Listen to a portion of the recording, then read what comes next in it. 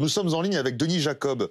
Bonjour, merci d'être avec nous en direct sur France Info. Vous êtes secrétaire général du syndicat Alternative Police, CFDT. D'abord un mot justement sur cette tuerie perpétrée hier soir dans on le rappelle, ce contexte de crise économique et sociale, cette crise des Gilets jaunes. Dans quel état d'esprit sont ces nombreux policiers mobilisés? On le disait, plus de 600 mobilisés pour tenter de traquer cet homme qui a été fiché S.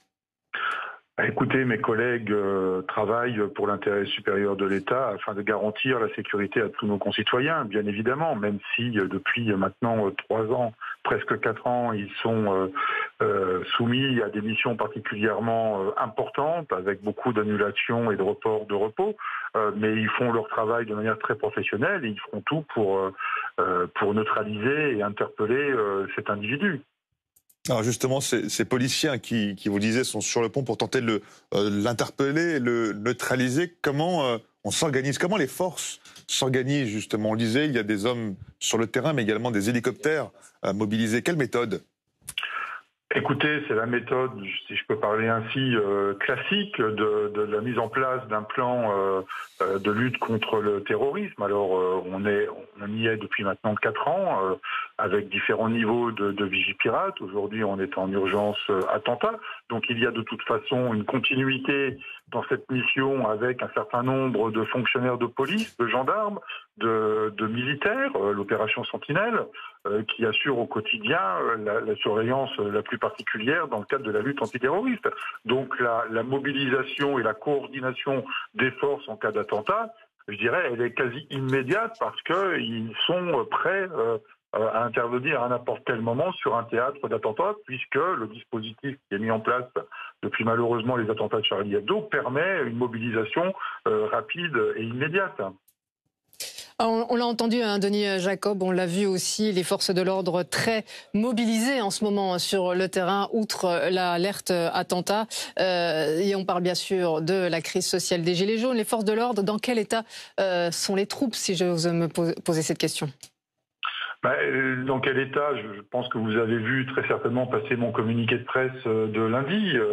Les collègues sont certes fatigués, ils sont aussi un peu lassés de toutes ces missions successives qui s'accumulent au fil du temps et sans avoir le temps de repos nécessaire, avec des revendications comme n'importe quel travailleur de reconnaissance financière, de reconnaissance de l'État pour leur mobilisation permanente. Et aujourd'hui, on n'a pas de réponse. Donc, ils font leur travail parce que ce sont des professionnels de la sécurité. Ils ont le devoir d'assurer cette sécurité à nos concitoyens, mais ils attendent quand même un geste fort aussi du gouvernement, du président de la République.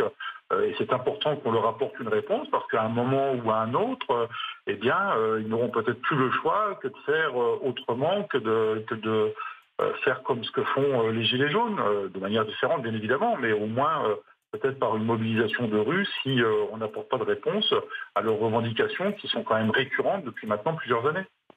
Une dernière question, Denis Jacob. Avez-vous une sorte peut-être d'appréhension? Redoutez-vous finalement un acte 5 de cette mobilisation des Gilets jaunes ce samedi, dans ce contexte où on le disait, le ministre de l'Intérieur vient de relever le plan Vigipirate au niveau urgence attentat? Après, c'est une responsabilité non seulement individuelle et collective. Je pense que, compte tenu de ce qui se passe à Strasbourg, et l'enquête déterminera si on a affaire à un terroriste ou à un tueur fou, pour le moment, je ne suis pas en capacité de vous préciser où en est l'enquête, mais en tous les cas, il y a quand même une conscience collective à avoir et une responsabilité et un bon sens, ce qui n'enlève rien à la légitimité des Gilets jaunes de continuer par la suite leur mouvement et de revendiquer ce qu'ils ont à revendiquer en considérant qu'ils n'ont pas forcément eu réponse et gain de cause suite à l'intervention du président de la République. Mais là, il serait quand même assez prudent et raisonnable de mettre un petit peu en stand-by pour leur simple sécurité les différents mouvements, ce qui n'empêche pas de les reprendre par la suite quand notamment cette affaire sera réglée. N'oublions pas que il ne faut pas affoler tout le monde, mais il faut aussi dire que dans le cadre d'un attentat ou d'une fusillade comme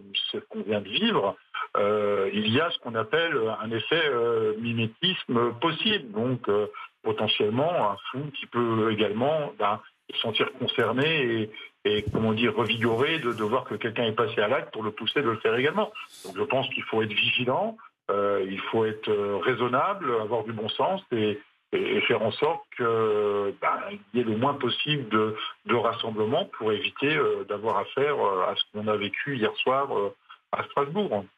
Merci infiniment, Denis Jacob, secrétaire général du syndicat Alternative Police CFDT, d'avoir